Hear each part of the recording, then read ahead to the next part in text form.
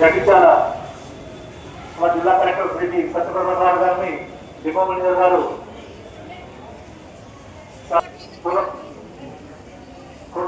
ఇచ్చి, అలాగే ఆటో గారిని మా ఏమి శ్రీమతి కవితారావు వైకవి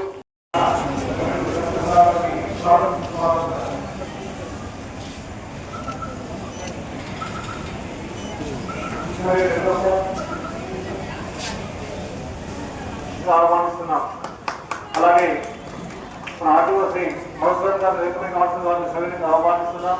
అలాగే మున్సిపల్ చైర్పర్సన్ శ్రీమతి సమీత వాణి శ్రీనివాస్ గారు రికమెండ్ కావాల్సిన సవినీయంగా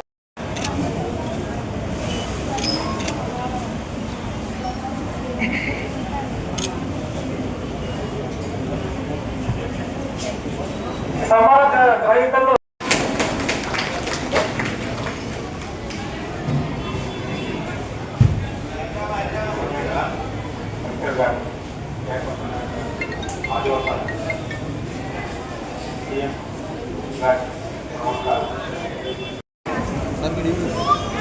ఆటో గారిని అలాగే మున్సిపల్ చైర్మన్ శ్రీమతి కవిత గారిని సన్మానించడం విజ్ఞప్తి చేస్తున్నాను.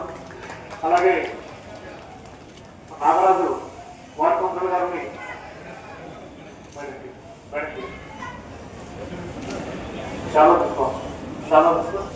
దయచేసి రేపటి నుండైనా ఆర్టీసీ బస్సులలో తప్పకుండా తిరగండి.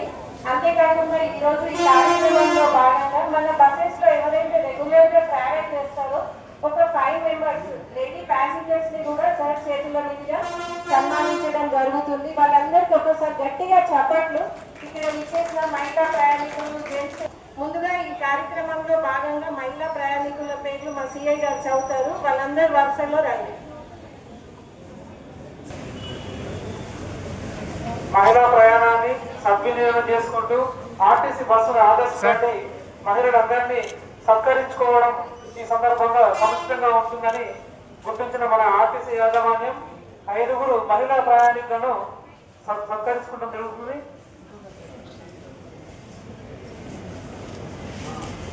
నెక్స్ట్ ఇమ్మడి కవిత గారు, తిమ్మాపూర్ వాస్తవ్యులు.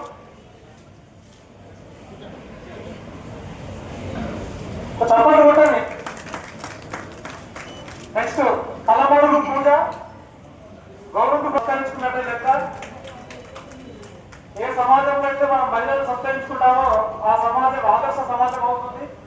దాన్ని స్ఫూర్తిగా తీసుకొని మన మహిళా స్కీమ్ సంబంధించినటువంటి మహిళలను నెక్స్ట్ ఎండి నవీన్ గారు.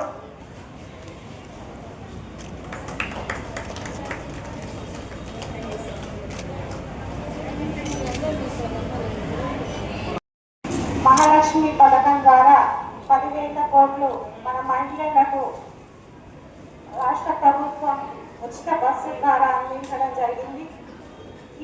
ఈ సౌకర్యాన్ని ఉపయోగించుకొని మహిళలు అనేక కార్యక్రమాల్లో బస్సుల్లో అటు ఇటు వెళ్ళి వాటి పనులు పూర్తి చేసుకోవడం జరుగుతుంది. ఇంత మంచి కార్యక్రమాన్ని ప్రవేశపెట్టిన మన సీఎం రేవంత్ రెడ్డి గారికి ధన్యవాదాలు తెలియజేసుకుంటూ ఈ సౌకర్యాన్ని మహిళలందరూ మంచిగా ఉపయోగించుకొని లబ్ధి పొందాలని కోరుకుంటూ నాకు ఈ అవకాశం ఇచ్చిన మీ అందరికీ ధన్యవాదాలు తెలియజేసుకుంటున్నాను. సంఖ్య కూడా చాలా పెరిగింది. ముందటికంటే ఇప్పుడు ప్రయాణికుల సంఖ్య, ముఖ్యంగా మహిళా ప్రయాణికుల సంఖ్య చాలా పెరిగింది. మా బస్ స్టేషన్లో కూడా సెన్సెస్ తీసుకున్నట్టయితే చాలా మంది చదువుకోలేని వాళ్ళు కూడా ఇక్కడ టౌన్కి అంటే విలేజెస్ నుండి ఇక్కడికి రావడం, చదువుకోవడం, ఉద్యోగరీత్యా రావడం, అలాగే హైదరాబాద్ పట్టణాలకి ఏదైనా అనారోగ్యం పడితే కూడా మన ట్రీట్మెంట్ కోసం వెళ్ళడం జరుగుతుంది. మహాలక్ష్మి పథకం ద్వారా ఆరోగ్య లక్ష్మి కూడా వస్తుంది వాళ్ళకంటే. ఇంతకుముందు ట్రీట్మెంట్ చేయించుకోలేని వాళ్ళు కూడా చక్కగా ఫ్రీ స్కీమ్ వాడుకొని మన బస్సెస్లో ఇక్కడికి హాస్పిటల్స్కి రావడము, హాస్పిటల్స్లో కూడా ఓపీ సంఖ్య కొంత పెరిగింది. మార్కెట్ వాల్యూ కూడా చాలా. 2023 సంవత్సరం డిసెంబర్ 9వ తారీఖున మహాలక్ష్మి ప్రోగ్రామ్ అనేది గవర్నమెంట్ ప్రతిష్టాత్మకంగా స్టార్ట్ చేసుకోవడం జరిగింది. పల్లె వెలుగు బస్సుల్లో మహిళలందరికీ కూడా 0 టికెట్ అనగా 0 రూపీస్ టికెట్ ఇవ్వడం అనేది 2023 సంవత్సరం డిసెంబర్ 9న మొదలైంది. ఈ నెల 29వ తారీఖుకి అంటే మార్చ్ 29, 2026 అంటే 2.5 సంవత్సరాల్లో మనం మహిళలకి పల్లె వెలుగు బస్సుల ద్వారా మనం ఆదా చేసిన టికెట్ల అమౌంట్ 10,000 కోట్లు క్రాస్ అయింది. సో మనకి సంవత్సరం సగమైన టర్మ్కి 2.5 సంవత్సరాల పాటు గవర్నమెంట్ మనకి సుమారుగా 10,000 కోట్లు మహిళలకు ఆదా చేయడం జరిగింది. దీనివల్ల మహిళలు అనేది బయటికి స్వేచ్ఛగా తిరగడం జరిగింది. ప్రతిదానికి కూడా మనం ఇంట్లో అడగాల్సిన అవసరం లేకుండా ఒకటి తగ్గింది. 2 ప్రైవేట్ ఆటోల్లో కానీ, ప్రైవేట్ ట్యాక్సీల్లో కానీ, లేకపోతే ప్రైవేట్ ఇంట్లో కూడా మనము మహిళలు తిరగడం తగ్గించింది. అందులో ఎక్కువ మందిని మహిళల్ని ఆటోలో గట్ట పెట్టడం వల్ల అవి ట్రాన్స్పోర్టేషన్ ఇష్యూస్ కానీ, లేకపోతే యాక్సిడెంట్ అయితే ఎక్కువ మంది డెత్ అయ్యే అవకాశాలు ఉన్నాయి. ఆర్టీసీ అనేది మనకి సేఫ్, ఆర్టీసీ డ్రైవర్స్ అందరూ కూడా ఎక్స్పీరియన్స్ డ్రైవర్స్ అందరూ కూడా. సో దీనివల్ల 2 రకాలుగా మనకి బయట ట్రాఫిక్ సమస్యలు ఒకటి తగ్గడం జరిగింది. మహిళలకి సెక్యూరిటీ ఒకటి ప్రైవేట్ హాస్టల్లో, ప్రైవేట్ వ్యాన్లో సెక్యూరిటీ ఇష్యూస్ ఉంటాయి, సెక్యూరిటీ అనేది తగ్గడం జరిగింది. అలాగే ప్రైవేట్ ట్రాఫిక్ కూడా వీళ్ళందరూ కూడా రకరకాల ఆటోల్లో తిరుగుతూ ఉంటే ఎంత ట్రాఫిక్ ఉండేది, పొల్యూషన్ ఉండేది, అవన్నీ కూడా మనకి బస్సుల్లో తిరగడం వల్ల, అలాగే గవర్నమెంట్ ప్రొయాక్టివ్ గా తీసుకొని బస్సులకి మహిళలందరినీ ఫ్రీగా పంపించడం వల్ల ఇవన్నీ కూడా మనకు తగ్గడం జరిగింది. సో మహిళలందరికీ కూడా సగం టర్మ్ లో 10,000 కోట్ల వరకు ప్రయాణాలు చేస్తున్న మహిళలందరికీ కూడా మేము శుభాకాంక్షలు తెలుపుతూ ఇంకా 2.5 సంవత్సరాల పాటు ఉంది. సో మహిళలందరూ కూడా ఆర్టీసీ బస్ ని తీసుకొని ఆర్టీసీ బస్ లోనే తిరుగుతారని కోరుకుంటూ నాకు అవకాశం ఇచ్చిన ఆర్టీసీ డిఎం గారికి ధన్యవాదాలు.